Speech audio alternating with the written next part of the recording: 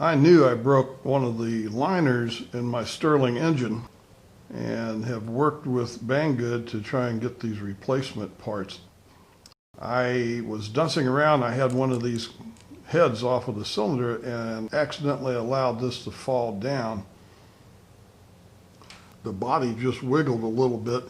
It was just enough for this connecting rod to come up here and crack this.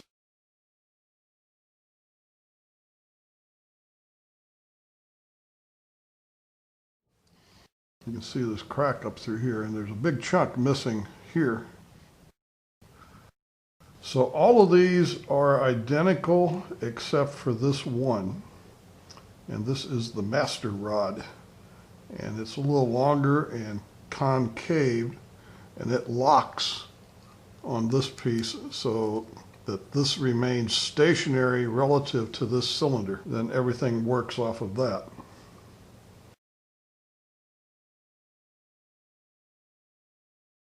These are actually a fairly delicate piece of glass.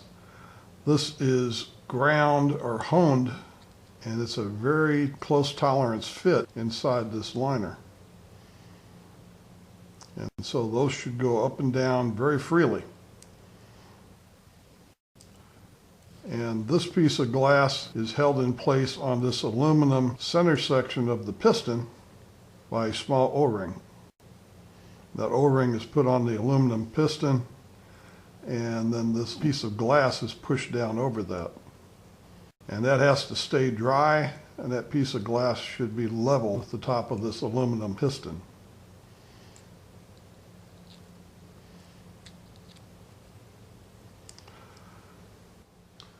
Now, I was fortunate that this broke while I had one of the heads off and I was doing something. And I knew that I had accidentally allowed this piece of glass to slide down inside this part here. And that O-ring got too high on there and it fell down in there, and then one of the connecting rods cracked it. And when these break, this is essentially the same thing as a Pyrex test tube. When these break, they shatter, and little bits of glass go everywhere. So I knew I had to take this apart because I had glass down inside here where the magnets were and all over. So I held this up on end, and I put alcohol down in there and then blew it out with compressed air a couple of times and got rid of all the little shards of glass that were in the corner, like here and down where the magnets are. And up inside these pistons, there were little pieces of glass as well. And they were probably pistons that were down here on the bottom when I broke that liner up here on the top. And the glass goes everywhere. If you have one speck of glass in there and you go ahead and you run it anyway, or maybe just replace this liner, and you don't clean it up, those little bits of glass will get flying around. They will come up, get sucked into this displacer and distributed to other cylinders. There's 12 pieces of glass here, and in a matter of seconds you'll have most of them broken. And this is a photograph of someone who had exactly that happen.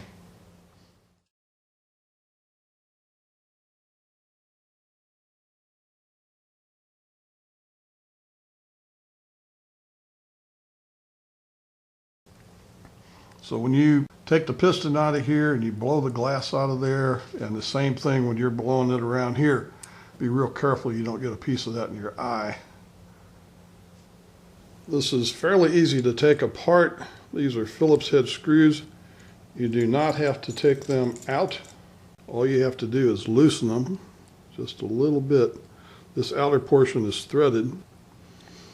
And I would support this in a vertical position, put the liner in here, and line up the connecting rod with one of these screws and gently put it together, and then move on to the next one and the next one. I take this O-ring and slide it down on this a little bit so it doesn't fall in there too deep, and have this horizontal so that you're not trying to do a juggling act.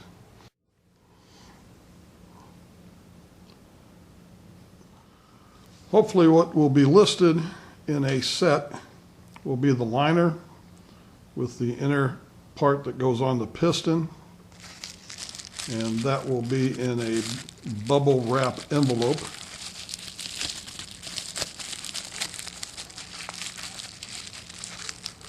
Which is rolled up and taped to protect that, and 2 O-rings. This is the one that goes on the piston, and this is the one that goes on the liner. I'll put a peanut butter jar in a clamp, and I'm just sitting this on here so this will hold this level, and I'm going to start putting these pieces in there. And the first part I'm going to put in is going to be the one with the end to be the master cylinder, and hopefully that'll help stabilize this thing here so it doesn't keep spinning around on me. Just carefully slide that in there till you get it lined up with one of those screws.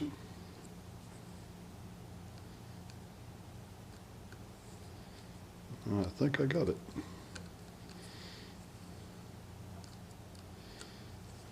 And you want to be careful because nothing is holding this in here.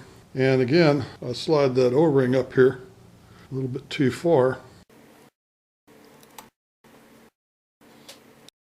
I do not want that protruding down here very far. I want the head to come down and gently start compressing that O-ring and sliding that liner down. One thing we think we noticed with one that broke is that one of the heads from the factory was not completely tightened down. That allowed some of that glass to slide around freely. And when it got down here, if that glass slides down here too far, then that connecting rod will come around and it will hit that.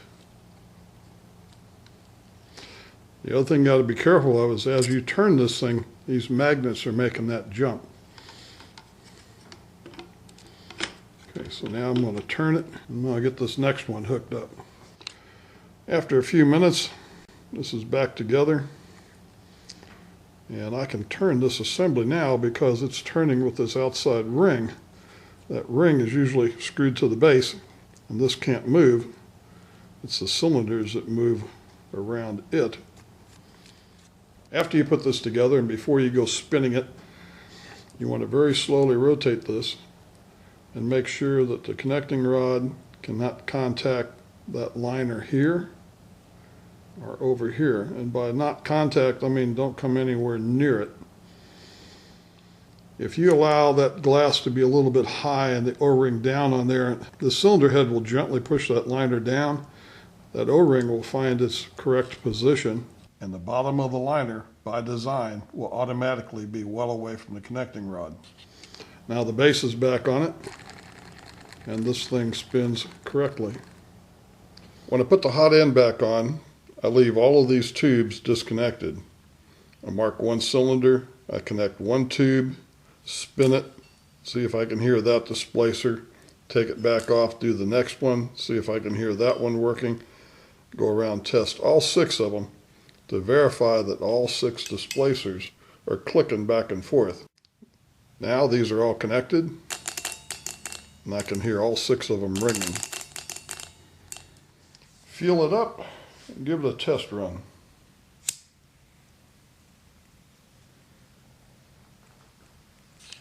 See it move a little bit on its own, that's a good sign.